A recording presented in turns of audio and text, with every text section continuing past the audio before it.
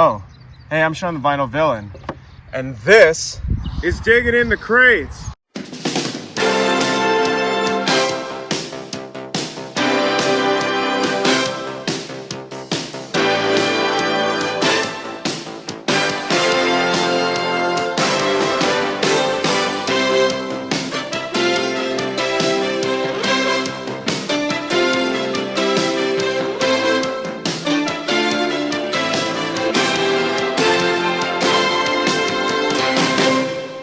Sean the Vinyl Villain here for Digging the Crates, a show where I will showcase different records from my collection in hopes that you guys out there will hear some new music, and in some cases I'll have different guests on my episodes as well. Some are DJs, radio personalities, or just record collectors who enjoy music. So I do have 3 guests on today, but I'm going to start off with my pick because I don't feel like my pick is nearly as compelling as theirs are. And that record is this compilation here. It's Funky Chicken, Belgian Grooves from the 1970s.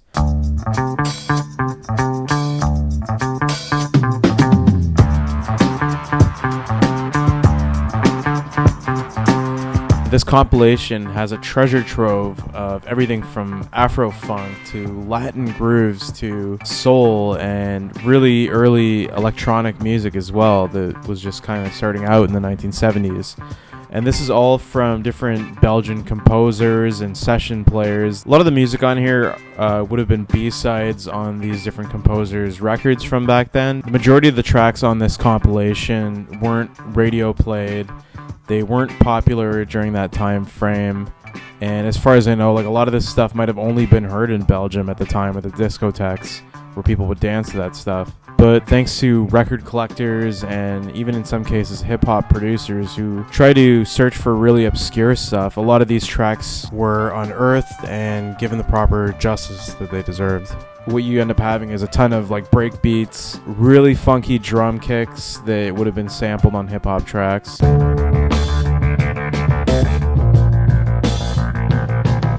Just walking around and listening to this compilation, like you feel like you're in some sort of movie from that time frame too, in the 70s.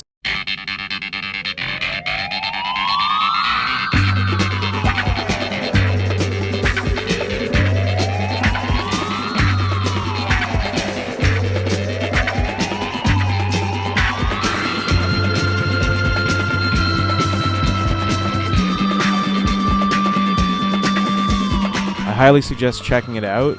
It's Funky Chicken, Belgian Grooves from the 1970s. So let's see what the other guests have to share with you guys. Hey, this is Villana from the Rulos Vinyl Club, an all-woman female collective from Bogota, Colombia. And today I'm going to show you my favorite record in my collection. It was really easy for me to pick just one. This is my favorite band. It's called La Pestilencia.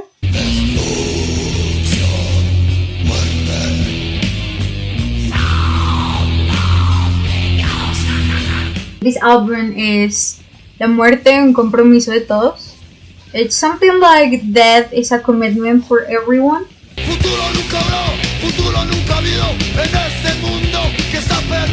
It came also with a handwritten copy of the lyrics, so yeah, it was really amazing, and I'm so lucky to have it on my collection. I love this record. I mean, it's my treasure.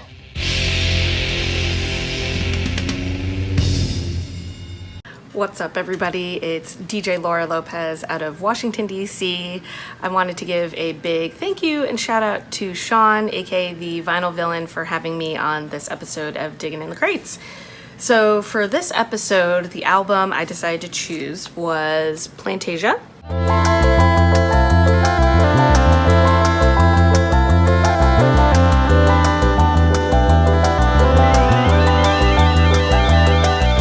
And it's by a guy named Mort Garson. He is from New Brunswick, Canada, and it was first released in 1976. It's all instrumental, very heavy on the Moog synthesizer, and it was meant to be an accompaniment to a very well-known book back in the early 70s called The Secret Life of Plants.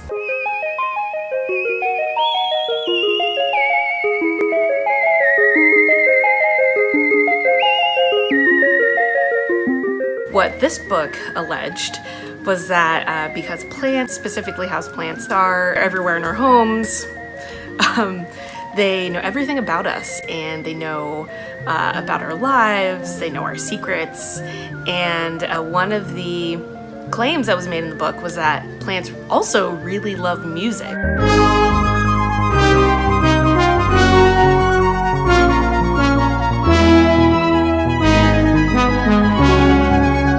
And so he came up with this album, and the only way that you could get this album was if you bought a Simmons mattress from Sears. They would give you this album for free. Or if you bought a houseplant out of a plant shop called Mother Earth that was located in Los Angeles at the time. So they would also give you this album for free. So needless to say, this album did not gain the mass appeal that Mort was hoping for, but it continues to be a highly, highly sought after album today. But another thing that I discovered through discovering this album was a little bit more about Mort Garson, who created this album.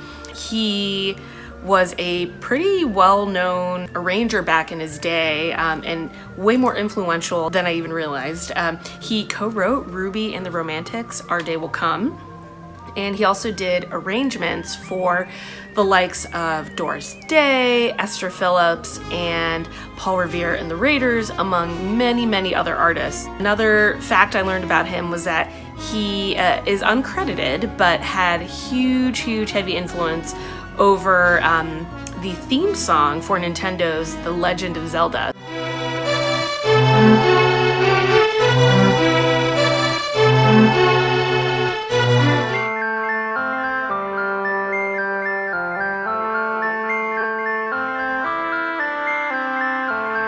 Mort's work is far-reaching in the music industry, so check him out. This is a great album, definitely his magnum opus. It's Mort Garson's Plantasia.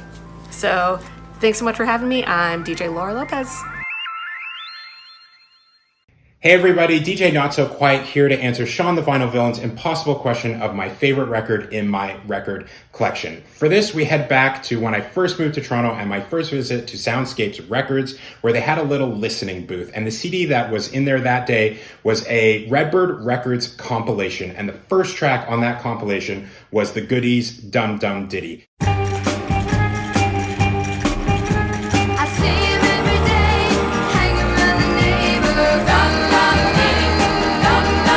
It's a wall of sound song, it's a girl group song, and it's like nothing I had heard up until this point, because at this point I've just finished studying jazz, and to be honest, I'm a little bit of a snob. I don't end up buying the CD, I walk away and it gnaws away at me for weeks. Hello darkness, my old friend. And I finally go back and I buy it.